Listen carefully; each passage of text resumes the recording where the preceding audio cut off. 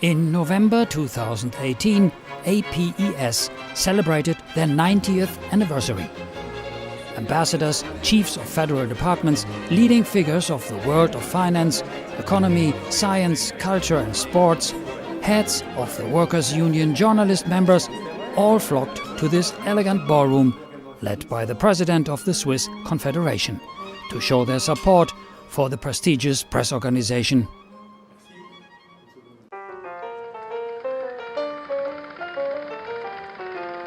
In July of 1928, the Foreign Press Association in Switzerland and Liechtenstein, APES, was founded in Geneva, then the seat of the League of Nations, today's United Nations.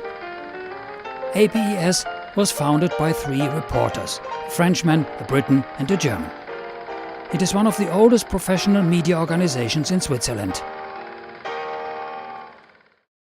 It's a long-standing tradition by our members, honoured since 1948, because this reception, led by the first person of the Swiss Confederation and our guests, is direct contact with the country's decision-makers, enabling a proximity with Swiss life. It's very important, as it can be difficult for reporters here for only 2 to 4 years to grasp the complexity of Switzerland.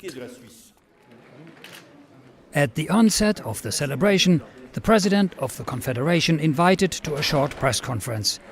In his address, he spoke about the challenges for today's press, facing a defragmentation of the public debate and the rise of populism. Arthur Miller summed it up in a nutshell when he said, "A good newspaper, I suppose, is a nation talking to itself." That was back in 1961, and it still holds true today, even though the world has changed, especially the media.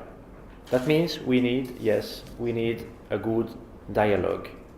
And you, the foreign correspondents and your association, play a very important role in facilitating that dialogue. Because you not only write about the UN in Geneva and global companies in Zurich, Basel and Zug, but you also explain Switzerland to the world. And you also explain Switzerland to us.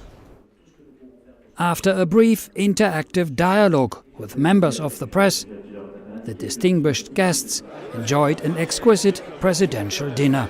However, they did not forget the great number of their colleagues in the world who were killed or prevented to exercise their job. Later, the Swiss president took the floor again, reflecting on remarks by the BBC, who had described Switzerland as boring. Ladies and gentlemen, of course you know Switzerland better than that. And you're well aware that we work very hard. We work very hard to be that boring. Boredom is a civilizing act. And this kind of insult is music to our ears. Boring can be good. Stability is boring, but stability is good. Continuity may be boring, but good. Reliability may be boring, but it is also good. And I wish the same for your association: stability, continuity, and reliability.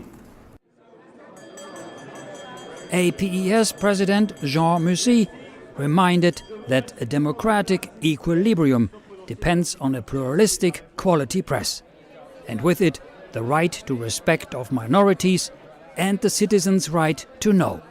All this obliges journalists to their duty to inform. So, in its 90 years of existence, APES has proven its importance, remaining still true to its aim of defending the professional interests of its members, and in a time where they are facing great uncertainty with regard to the future of their profession, to help them carry out their work in Switzerland under the best possible conditions for, hopefully, the next 90 years.